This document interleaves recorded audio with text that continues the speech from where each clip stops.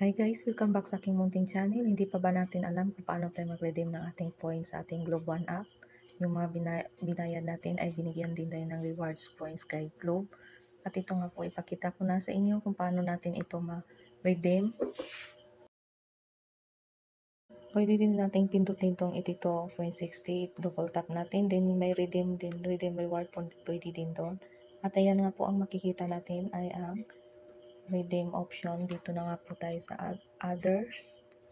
Pindutin lang natin yung others guys, then makikita na natin yung Shopee Pay. Ay scroll up pa pala natin guys para makita natin yung Shopee Pay wallet. At ayan na nga po, ay nakikita na nga po ba ninyo ito? Pindutin lang natin. At itap up lang natin, pindutin natin ulit para makapasok tayo dito sa redemption rewards catalog niya.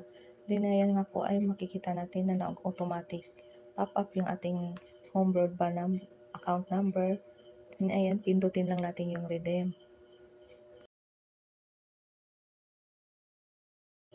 Ayan guys, nag-success na nga po yun. I-view packet natin siya para doon natin i-kopyahin ng link. Ay yung code. Hindi pala siya link, code lang yun. Ayan. I-open natin yan guys. Pindutin natin yan. Then ayan, makikita na natin yung link. Link pala guys yun.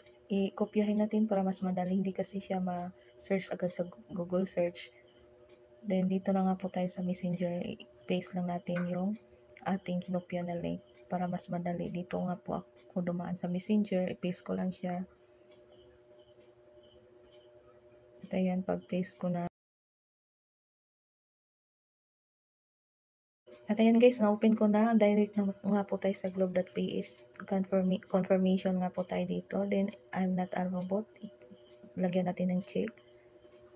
Ayan, pindutin pa pala natin. Meron pa tayong, pipili pa tayo ng bicycles. Then, pagkatapos, pindutin natin yung verify. Then, proceed nga po tayo. At ayan, hintayin lang natin ma-open guys. Then, ito na nga po ang makikita natin. Shopee EK giveaway din.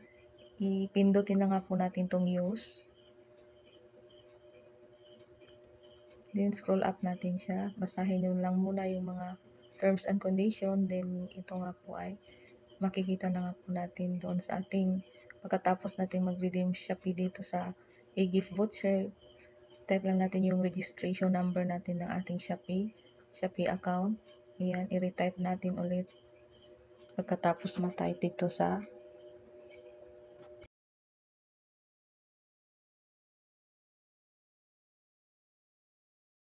then dito naman tayo sa ating email account na ginamit natin sa ating Shopee.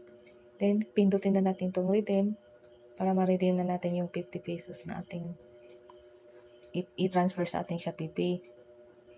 At ayan guys, then proceed nga po tayo.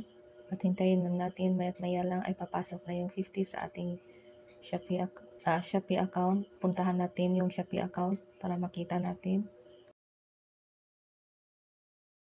And guys, successfully we validated one e-gift for a total 50. Please expect this reflect in your Shopee account after a few minutes. Super madali lang guys. Mamaya lang pumasok na yun agad. At tingnan natin. At makita naman natin na walang laman yung Shopee Pay ko. At i-refresh ko lang siya kung pumasok na ba yung 50. At ayan guys, pumasok na nga po yung 50 pesos. At ayan, ipakita ko na din next video kung paano natin ito matransfer sa ating C-Bank account dito na nakalink sa Shopee na wala siyang transaction fee. Free lang pag-transfer patong GCash guys. At yun lang guys, kung nagustuhan nyo ang video na ito, paki-like and subscribe, follow for more new videos, tutorial. Maraming salamat.